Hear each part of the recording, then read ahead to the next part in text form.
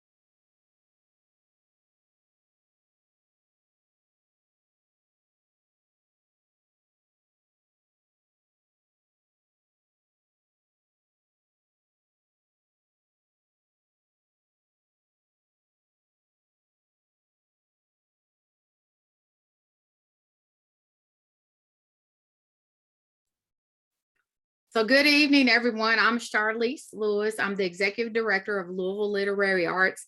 Thank you all so much for joining our InKY reading series. This is the first InKY of the season, and I'm really excited to be here tonight. We have 2 awesome authors with us, and I'm going to introduce each one, but what I want to do is start out with saying that we've got some great programming coming up.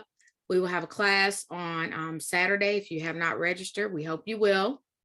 And Carrie is going to talk about that later. What do you prefer to be called? I want to call you by whatever you want to be called.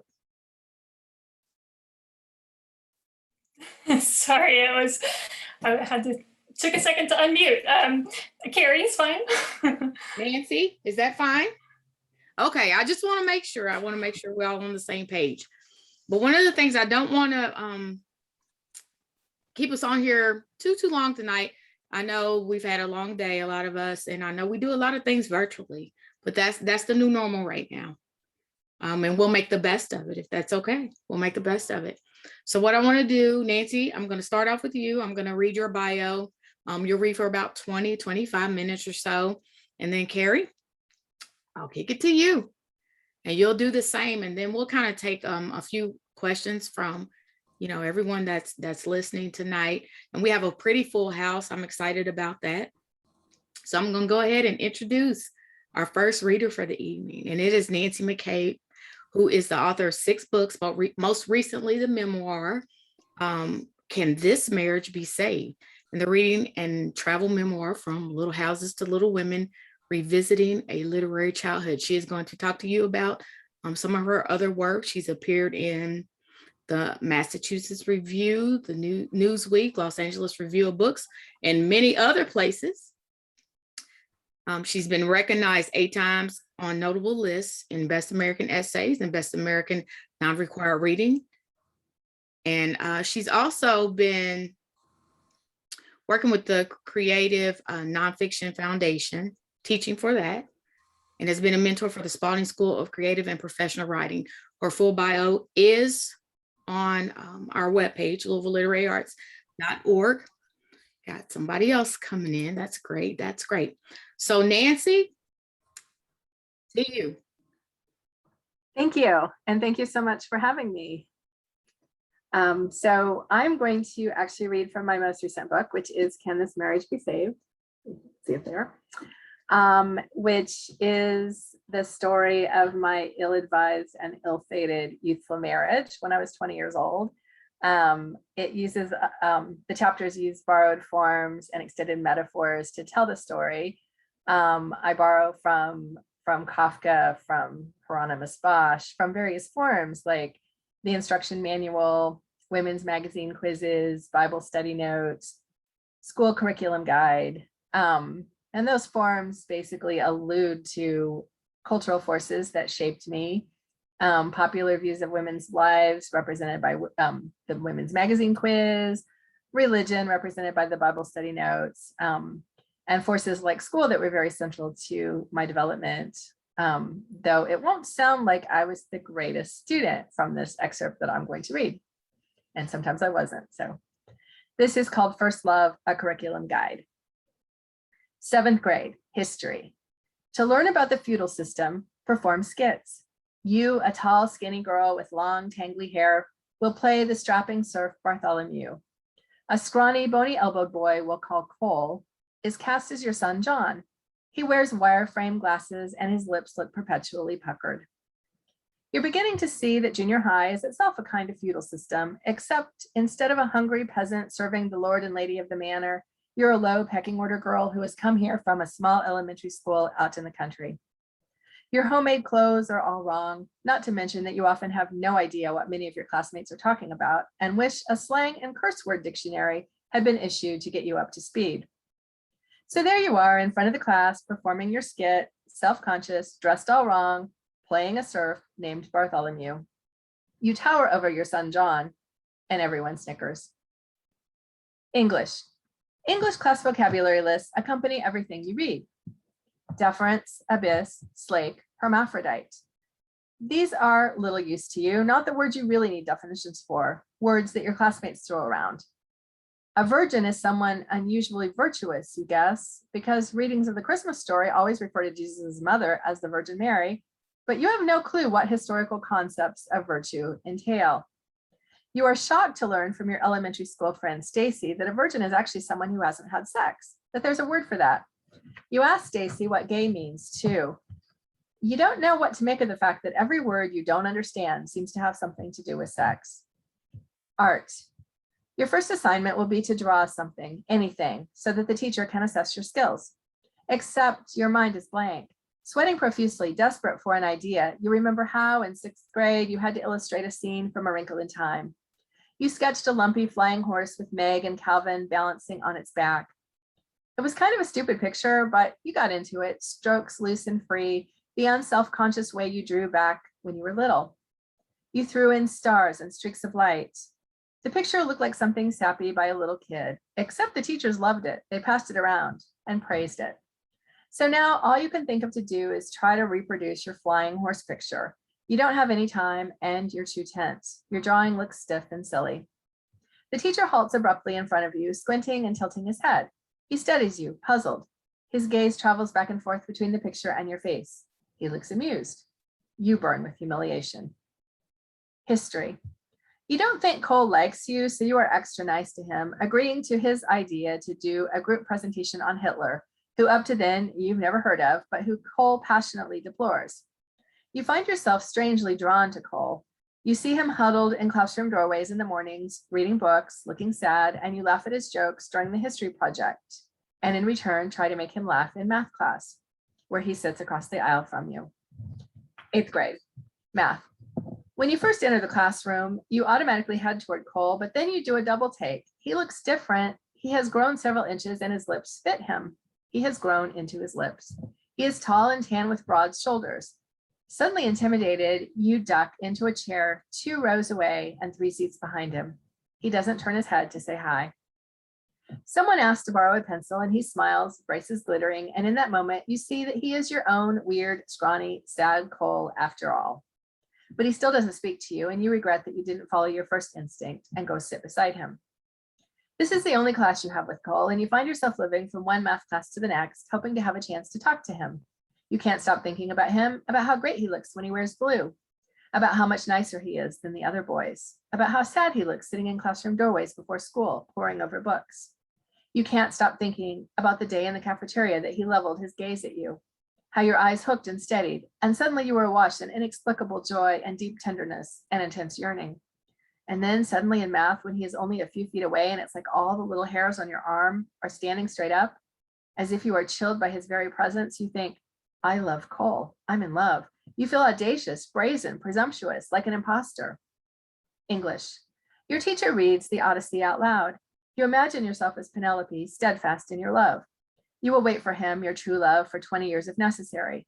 You don't wonder if Odysseus, so easily distracted by Calypso and Circe, is worth it. Sophomore year, gym. You and Cole are in the same gym class, and on the first day, just like that, as if you haven't been agonizing and plotting over how to get him to do this very thing, he comes over and sits by you, all casual, like it's no big deal. It is true that neither of you knows anyone else in the class, but still, the moment that he plops down beside you on the bleachers seems fated. After that, you always sit together, you in your blue and white striped t-shirt and blue polyester shorts, Cole in his white undershirt and khaki shorts. And if you can still like each other in these unflattering outfits, it must be true love. You're partners for tennis and archery. Every time you have to say the word love when announcing the tennis score, you feel your face blotched like a pink doily. You admire the sure flight of Cole's arrows next to the inebriated drift of their lazy companions shot by a row of classmates. Your own arrows tend to fall off the bow and plunk to the ground. Waiting for your turn for tennis courts and the archery line, Cole tells you about his sister and his mother and his church and how he wants to be an Episcopal priest. When he says this, he quickly amends it. Episcopal priests can get married. He wants to marry you, you think, feeling your life fall into place. You listen to Cole talk and you peel apart grass blades, reducing them to threads and tying the threads in knots. With your thumbnail, you slit open the stems of dandelions, studying their milky innards. This is how you feel when you're with him, slit open, inside showing, pulled apart, tied in knots. Journalism. You love this class, but the last 15 minutes, you're always distracted, watching the second hand on the wall clock, focused only on the moment when the tone will sound and you will fly out of your chair and down the hall. Every day, Cole waits for you under a tree in dapples of sunlight, foil-wrapped bologna sandwich and apples spread out on the grass. When you arrive from buying your daily cheeseburger and fries in a white paper bag from a small, nameless joint across the street, he asks, "What took you so long?" "I didn't take that long," you always answer. Spanish. Te quiero mucho, you learn to say in Spanish because your teacher insists that's how to say I love you. Since she is always wandering from her lessons to rant about the immorality of abortion, and since te quiero mucho seems to you to actually translate to I like you very much, you're suspicious. Is teaching you to say only I like you part of her militant campaign against teen romance that might lead to pregnancy, that might lead to abortion? She is doing her part to prevent this, you're convinced, by only permitting you to declare friendly affection, not passion. You look it up. Querer, you see, can also mean want, and since your yearning for Cole feels infinite, now you're really not sure what your teacher is up to. Geometry. In the margins of your notes, you scrawl your own proofs of Cole's love. When I come to lunch every day, he asks what took me so long, when it rarely takes more than 10 minutes, which wouldn't seem so long if he weren't dying to see me. So he must love me. Biology. Your scores soar during the genetics unit as you plot out the traits of your future children with Cole. High probability of brown eyes, tall, sensitive, thoughtful, attached earlobes, straight hair, no dimples, tongue rolling possible, right-handed, likely. But you're on edge because Cole seems perfectly happy to see you only at school, refusing invitations to football games and gatherings. Why doesn't he want to spend more time with you? How will you get married and have brown-eyed, dark-haired children at this rate? Then Cole agrees to come along with your friends on an excursion to a holography exhibit. There, standing behind you, he moors his hands on your shoulders in a very boyfriend-like way. So why won't he come to weekend parties? And why won't he hold your hand? Especially after he gave you his unexpected Christmas present, a sweetheart locket, though he does it in the most casual way, pulling it out of his locker during passing period. Still, your breath catches. Doesn't this mean he loves you? "Why don't you kiss her?" a passing boy calls in the hall, and Cole startles you by slamming his fist against a locker. You don't know how hard things are for me, he tells you, and you're touched at how shy he is, how lacking in confidence. Junior year, Algebra 2. You are always jiggling your foot, jiggling whole rows of chairs. You have too much pent-up energy to sit still. One day, Cole, sitting in front of you, abruptly reaches out and grabs your foot, stopping it, and the whole class bursts out laughing at this uncharacteristic gesture, a simultaneous show of irritation and affection. Finally, if often grudgingly, he starts accepting invitations to go roller skating or come over with a group to watch movies on TV. You graduate to going out for tacos and movies, just the two of you, but you still never hold hands. He never puts his arm around you. Everyone holds hands, you finally say at the end of algebra, feeling inappropriately forward, positively brazen. We should be original and just hold fingers. He laughs and agrees, and you do, hooking your little fingers together like a pinky swear as he walks you to English. My other fingers are feeling left out, you say at the end of the day, and by the next day, you have advanced to whole hand contact. After movies, you sit in your driveway in Cole's mom's Dodge Dart, staring at each other and hinting around before you finally slide out of the car, across the dark to the porch where flying bugs congregate around the light. Hear him back out to the street, slowly, slowly, idling, a crunch of gravel, a rush backward, a puff of air. Will your hopes always disappear in a puff of air? And then finally, at the duck pond one night, you throw bread to the birds who pluck it out of the air and snatch it out of the water. You talk and tear off pieces and toss them.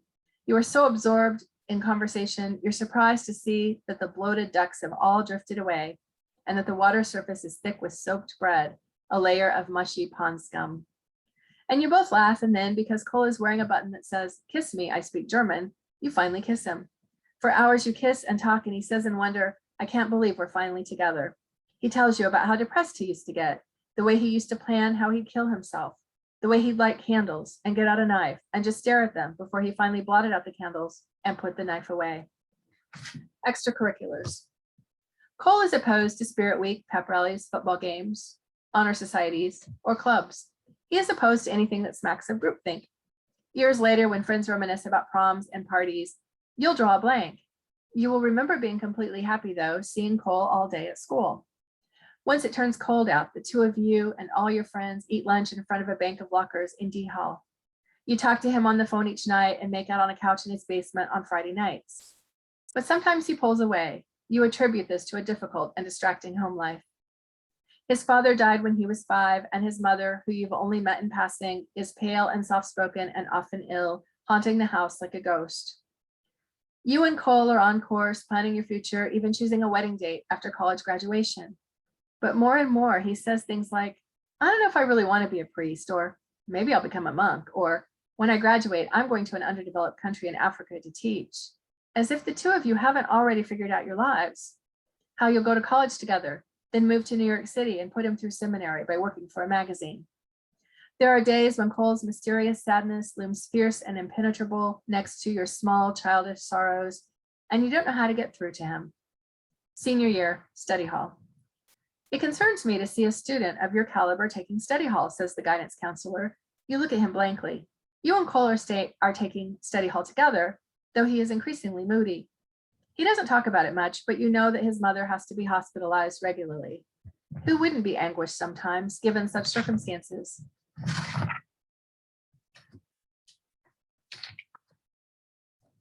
You feel like a silly, superficial child when he becomes distant, desperate to understand him, but he shuts you out and refuses to talk about it. Once his mother goes into the hospital and he doesn't even tell you about it until the next week.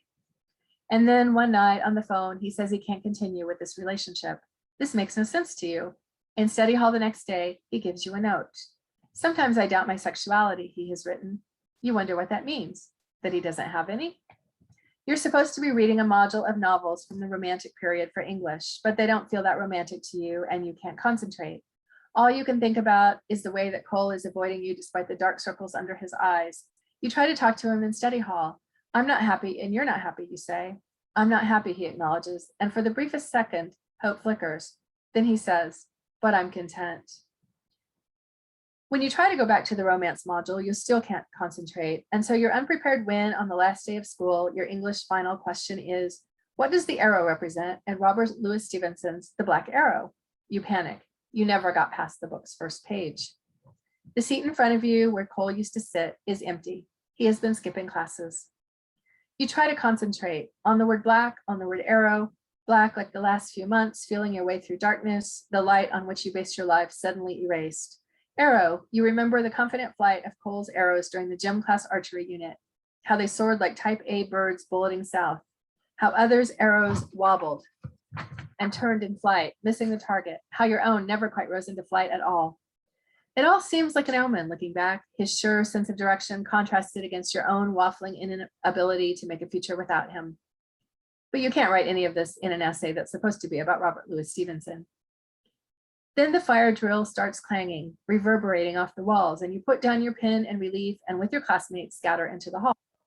Has anyone read The Black Arrow, you ask, whispering up and down the line until you run into another girl doing the same thing, except she's asking, has anyone read Anna Karenina? You end up outside on the steps summarizing the plot of Anna Karenina, an act that earns you enough good karma that on your way back into the classroom, someone sidles up to you and says, The Black Arrow is kind of a retelling of Robin Hood. Back inside, you write, in The Black Arrow, a retelling of Robin Hood, the Black Arrow is both symbolic and literal.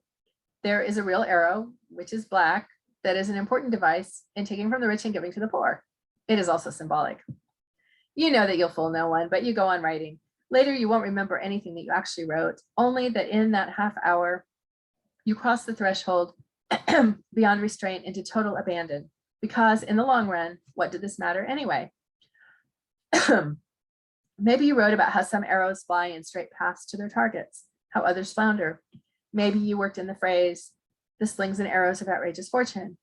Maybe you wrote about the expression straight arrow and about stabbing others in the back with arrows. Maybe you pondered the origin of the word quiver. Years later, you won't remember much about the body of the paper, only that feeling that came over you of detaching from your body and becoming immersed in something bigger than yourself, writing until you got to the last line, wrapping it up. And so in The Black Arrow, it is significant that the arrow is black, which reinforces the symbolism in this retelling of the Robin Hood story. Economics. You didn't study for the economics final either. The first question asked you to explain the difference between causation and correlation and to give illustrations. You're stumped. But then you remember how it felt earlier that day when you wrote your English essay. So you pick up your pen and get started. At first haltingly, then flowingly. Writing carries you back to that day in the 6th grade before you'd ever met Cole, when you felt loose and free, drawing a picture of Meg and Calvin flying through the sky on a horse. You were so absorbed in your drawing that it hadn't mattered what anyone thought. You just drew and felt more like yourself than ever before. And so now you write whatever comes into your head until you imagine throwing in stars and streaks of light. It is soothing, this mishmash of thoughts and images that appear on the page, writing that won't make sense to anyone else, but somehow brings you back to yourself, writing that you will remember fragments of, even years later. If you break up with your boyfriend after eating a peach, you write, you might conclude that the peach caused the breakup, when actually the peach is just correlated with it, which was caused by a million factors you will never understand. Maybe there's something wrong with you, or maybe his mother is sick. Maybe he feels burdened by responsibility. Maybe none of that has a single thing to do with the peach. Maybe it's not so daring to eat a peach, even if it disturbs the universe. You read Proofrock in your college class last summer, and you're especially proud of that line. You're so proud of that line, you briefly forget your misery. Graduation. You and Cole march in together to pomp and circumstance because after your breakup, it was too late to change partners. You curse the mortarboards that make everyone look even more unattractive than gym uniforms do. But it probably wouldn't matter. Cole makes vague, polite conversation with you, then keeps drifting away to talk animatedly to another boy. After graduation, you go home, not to any parties. You try to remember anything you learned in school beyond a few Spanish words and phrases, how to write a geometry proof, scattered facts about the feudal system and the Industrial Revolution, vocabulary words like deference, abyss, slake, hermaphrodite. You think of all the words you still don't fully understand, the kinds of words that only take on meaning from experience, like love or sex or gay. You have fallen into an abyss, into a thirst that can never be slaked. You wonder if you will ever understand. Thanks.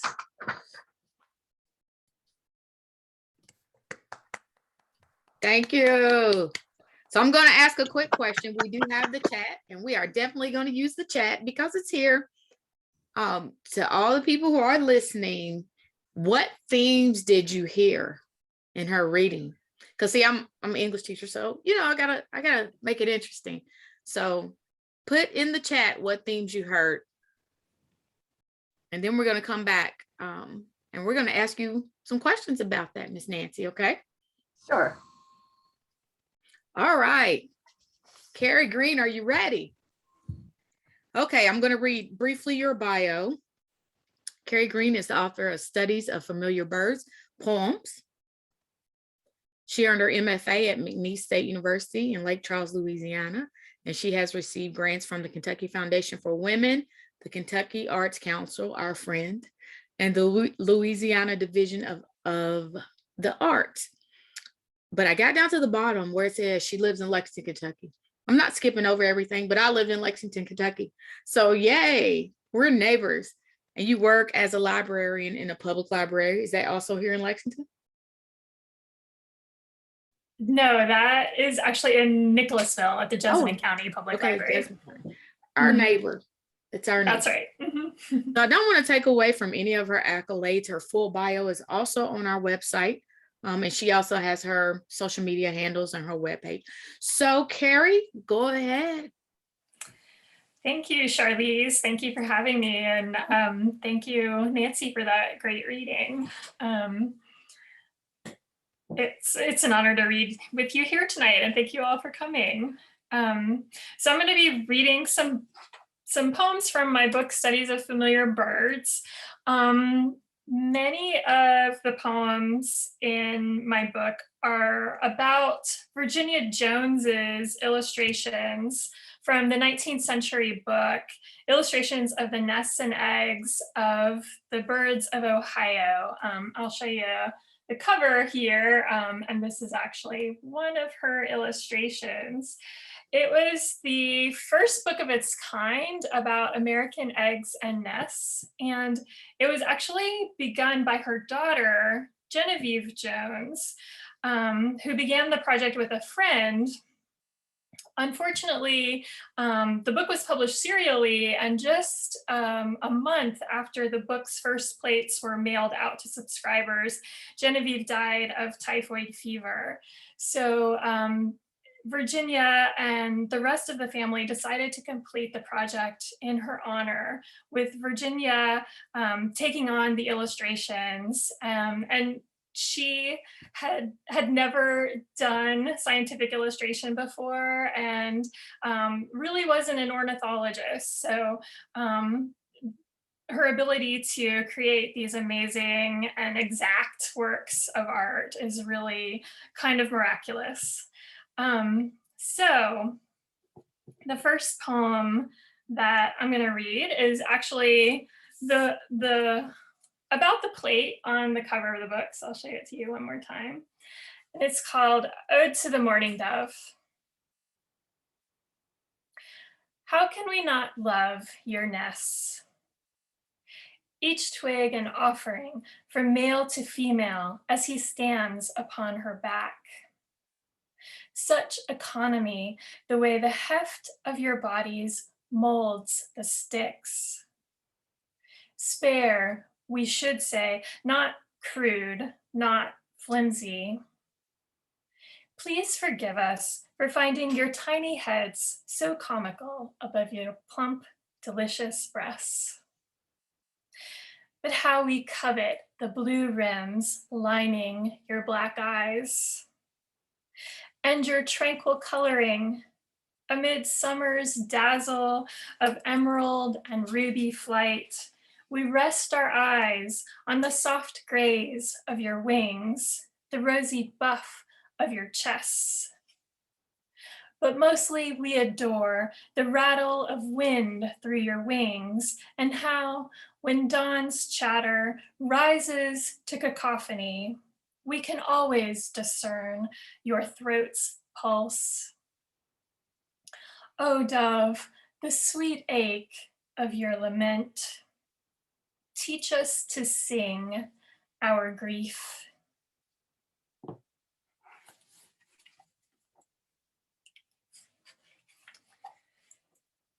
So the next poem I'm going to read is a poem that is in memory of my dad. I turned to Virginia's story as a way of understanding my own grief over the death of my father, who died when he was 57 of pancreatic cancer.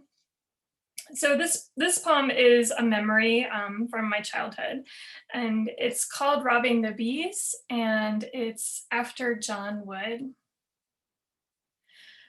Brother, one day the grove and hives will empty, the neighbors' trees frozen back to stumps, our father's bees scattered across the scrub. But today the scent of orange blossom reaches our patch of sand, and the bee yard teems with thieving wings. Our father works the hives, white shirt buttoned to the neck, hands glove clumsy. Veiled, he's mysterious as a bride. Brother, we'll want to recall the pollen-dusted light kissing scrub oak and sand pine, the needles smoking in tin, the bees' stunned flight as our father offers a taste of honey on his pocket knife. Our tongues steal sweetness from the rusted blade.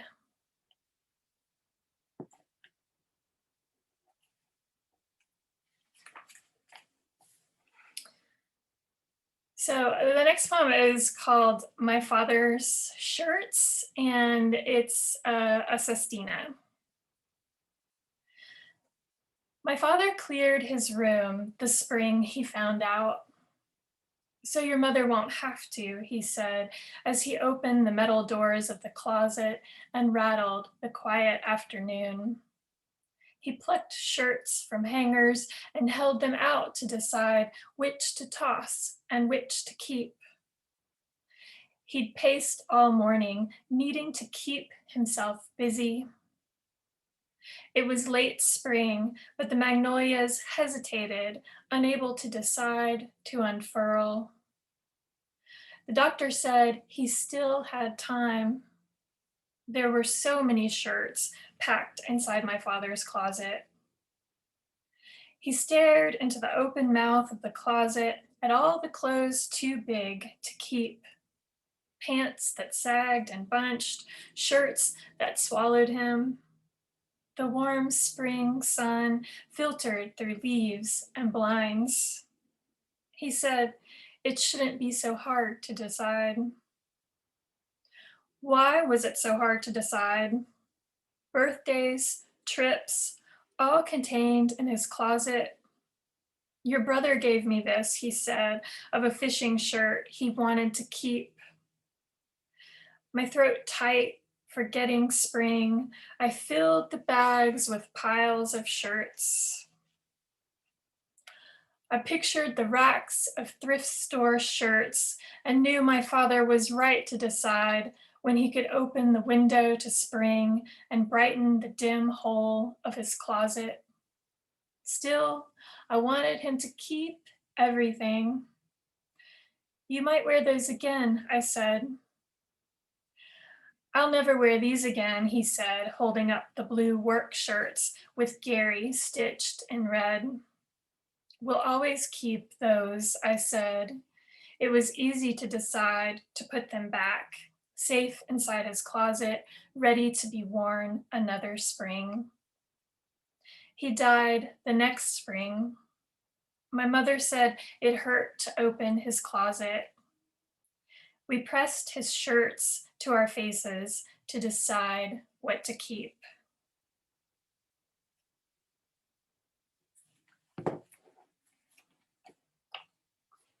So I'm going to switch back to a poem based on a plate. This one is called Green Heron. First she draws the limb, branches stripped to gnarled joints.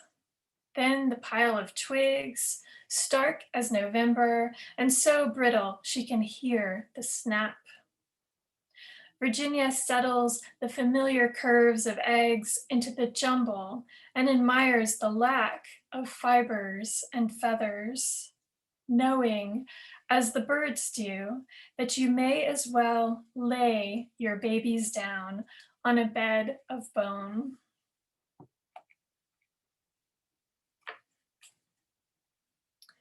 And the next poem is called Ode to the Blue Jay, and it begins with an epigraph that was written by Howard Jones, Virginia Jones's son and Genevieve Jones's brother. He wrote all of the text for the book, Illustrations of the Nests and Eggs.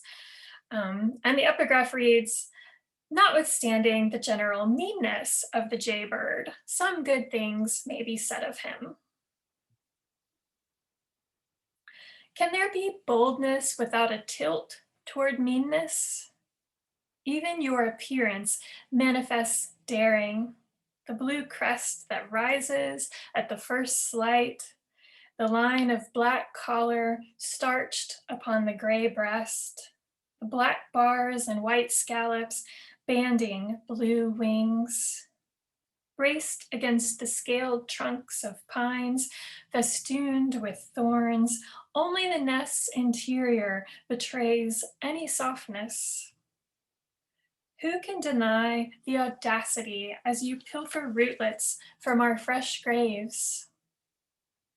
Take them, little bird. We need only dirt to line our final beds."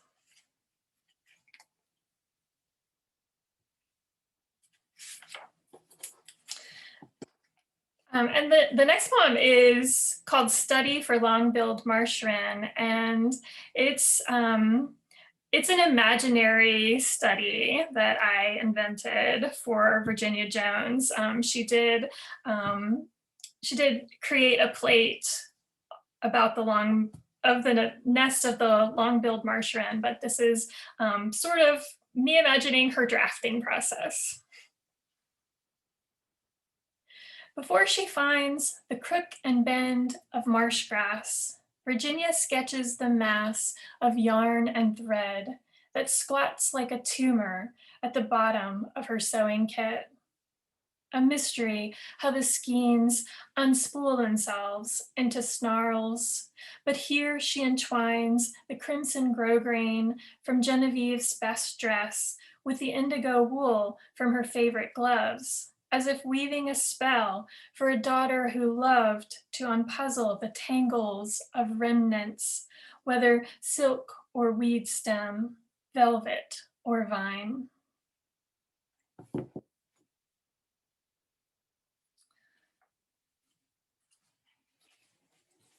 So the next poem is another poem about my dad, and it's called I Wished I Could Knit.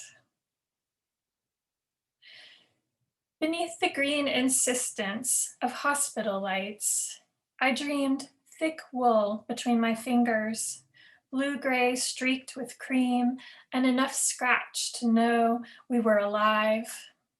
I'd knit a blanket to cover my father's skinny legs sticking out from the hospital gown, to hide his feet in hospital socks, the soles dotted with sticky pads like a child's footed pajamas. In the doctor's waiting room, tired of flipping through cancer magazines with their recipes for nourishing squash soup, TV that nobody watched, blaring, I wished for a ball of cashmere and busy hands that could whip up a luxury for the chemo hat donation box. When folks came over to sit and stare, I thought the warm click of wooden needles would shield us from their mournful eyes. And keeping watch inside his room, I longed for the austerity of wool dyed from bark and berries, loose coils of marigold and rust. I'd knit under and around his ragged breath, twisting it tight inside each small stitch, always joining in new skeins, knit, knit, purl, purl, father, father, never letting the yarn run out.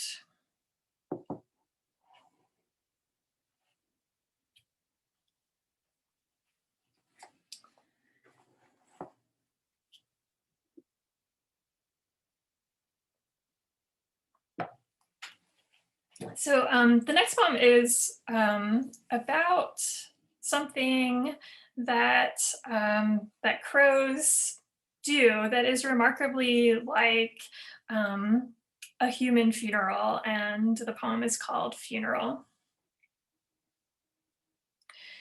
If we were crows, we'd gather in the trees and look down at you, the shock of your body, a heap of black feathers, broken neck and wing, eased by the veil of leaves. We'd call to each other, our voices rattling branches and window panes. Some of us would fly from tree to tree to make sure we all understood. Perhaps we'd even scold you a little, our sentiment as blunt as our beaks. We'd know we couldn't rouse you, though it would please us to sense the mice stirring, the moles tunneling deeper below ground in your honor. If not for the trees beginning to pitch and moan beneath our weight, we could go on and on. We wouldn't want to leave you.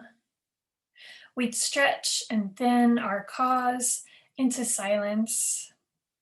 Above you, our wings would beat the sky, grief unfurling like a shroud.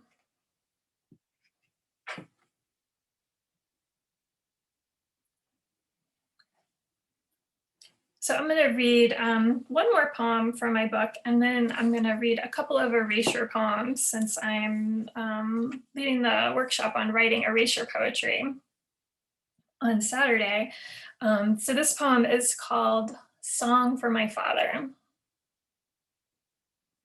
Father, let us go and find a country church, spare and white with snug, hard pews.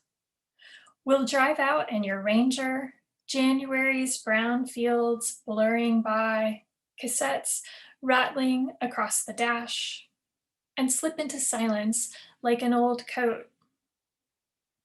In the gravel parking lot, you'll note the imprint of the rake's tines, and I'll find the graveyard's blue roses almost cheerful. Don't shake your head at the unlocked door. Let's pretend they were expecting us.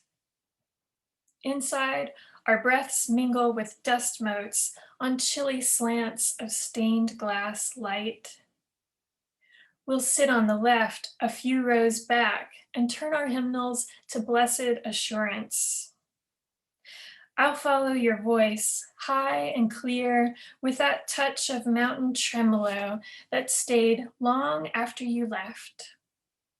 Father, I'll try to hold on as your song swells the rafters like a rib cage and thrums inside my hollow throat as you hold the notes far beyond where I can go.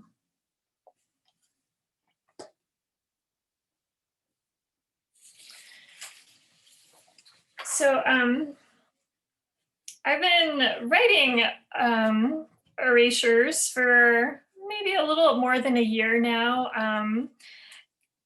And if you're not familiar with that term, it's where you start with a text and then either black out or erase some of the words to create your own work based on the words that are already there. And for me, it's been kind of a way to, this past year and a half has been pretty overwhelming and sometimes hard to get into writing. So it's kind of been a way to trick myself. And what I've mainly been erasing is this book called The Baffle Book. It was published in 1928 and written by Lassiter Wren and Randall McCabe. And it's a book of mystery problems. So there are these mystery problems and you can read the problem and try to solve it. And then you turn to the back of the book, it's upside down, and see if you got it right. So that's been my little fun project. So here's a few poems from that project, and this first one, and one of the things that I found is that surprisingly, using the language of mysteries and 1920s language, I was still able to write about issues affecting us today, as in this one. And the poem is called "The Mystery of Haji Lal Deb." The plague remembered the gleam of the spade, knew the sad errand of the grave. The disease seemed to lead us to suspect the corpse. We pressed apology elsewhere, lamenting our disappearance, the night of the disappearance.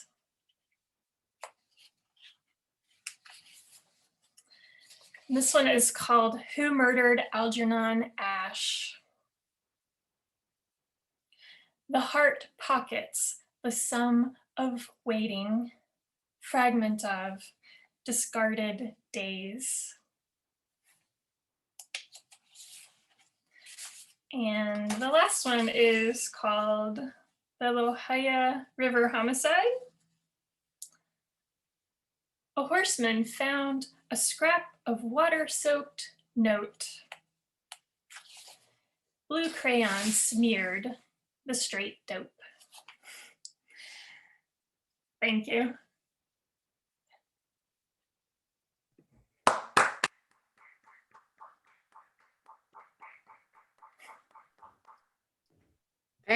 Thank you so much. So here comes the real, sometimes to people challenging, sometimes not. So I've got a question. I'm going to start with you, Carrie.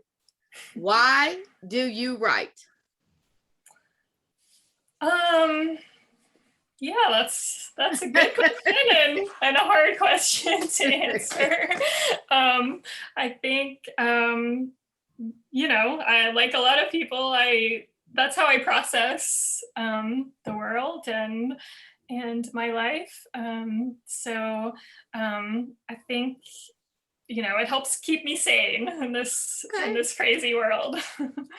So it's a way, it's kind of self-soothing and therapy, all of that. So Nancy, I'm going to ask you that same question. Why do you write?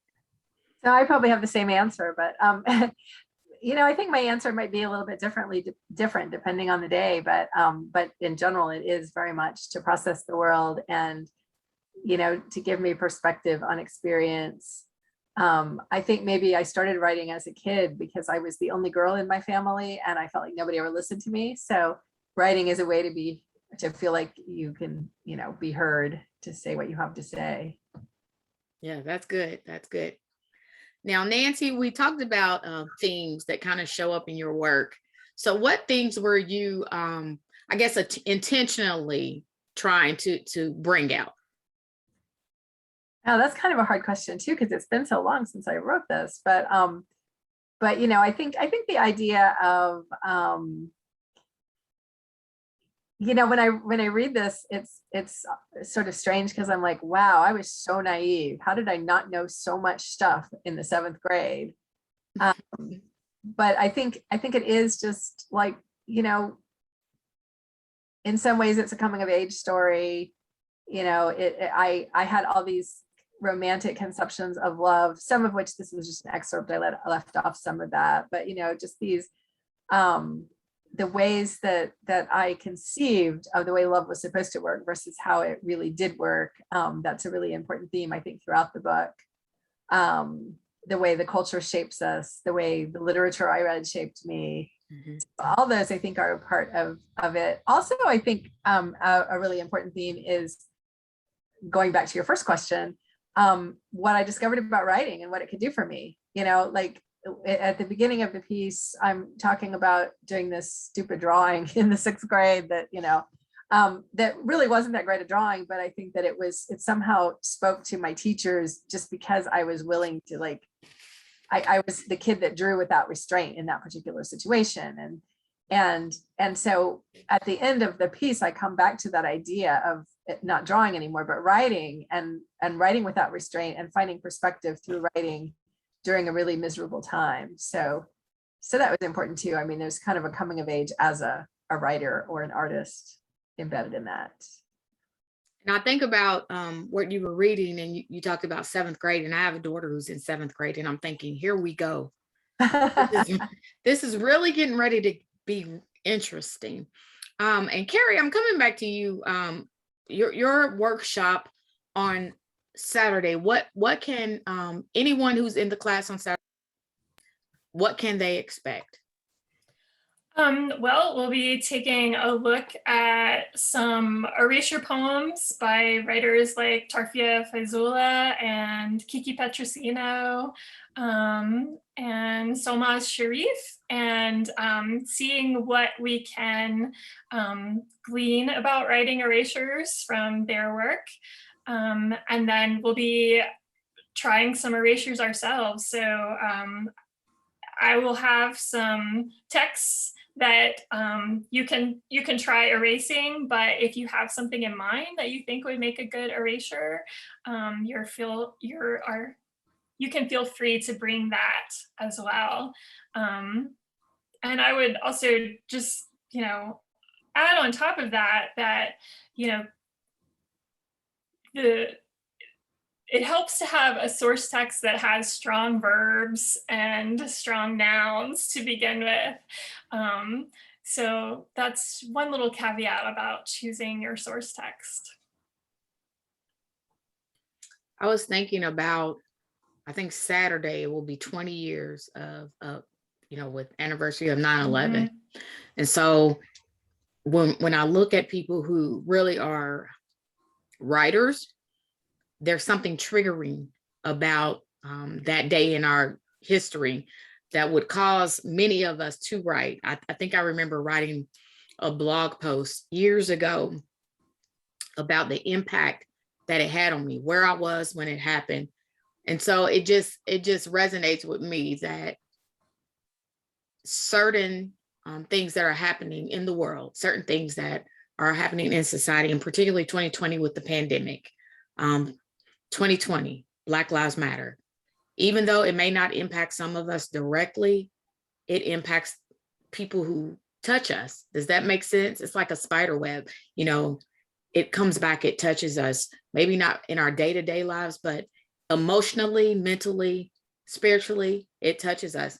And I think I am a bit triggered by September 11th, and I'm going to have to journal about that, because I had come home the weekend right before that happened. I was in DC. I was living there for the summer. And I remember when the event happened, and I don't know if it's a tragedy, really, not even an event. And I had all these friends in DC who were just trying to get home. Everything was down. Electricity was out. Phone lines were down. And just the sheer panic that they had.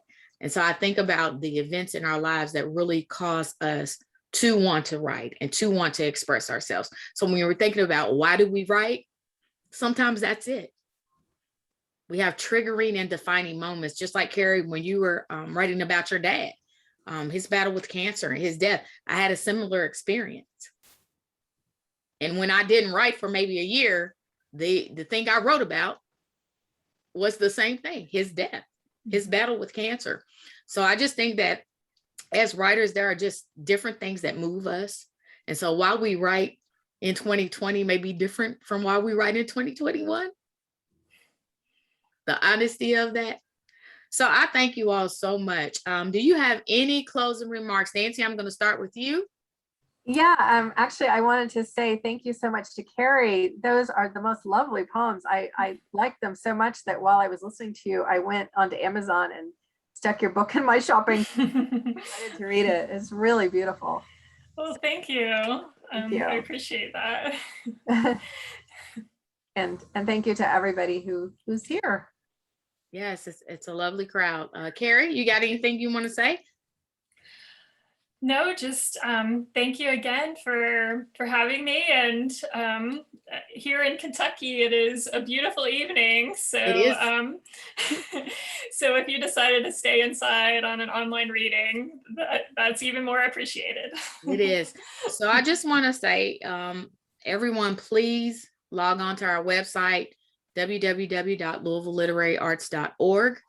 Also, follow us on social media at LOU Literary Arts. Most social media, we're out there on that. And also, we are participating in the Gift for Good, which is on September the 17th. And so we just have people who want to support our work, support our curriculum, support the programs that we're bringing. You can donate. Early donation starts on Monday, September the 13th. You can donate all the way up till September 17th, 11:59 p.m. And anything that you could give would be awesome. And again, we appreciate everyone coming out tonight and just showing up virtually, but we appreciate that. So I just want to thank you all for coming out tonight. If you need anything, just email me and I'll get whatever types of programs that we're looking for, anything you're interested in, because we're going to be doing some new stuff in the next year or so, in the next couple of months, actually. So if you have some things that you want to do or some things you want to hear, some topics, things of that nature, I will welcome those. So thank you all again for joining tonight. Have a good evening. See you on Saturday, Carrie.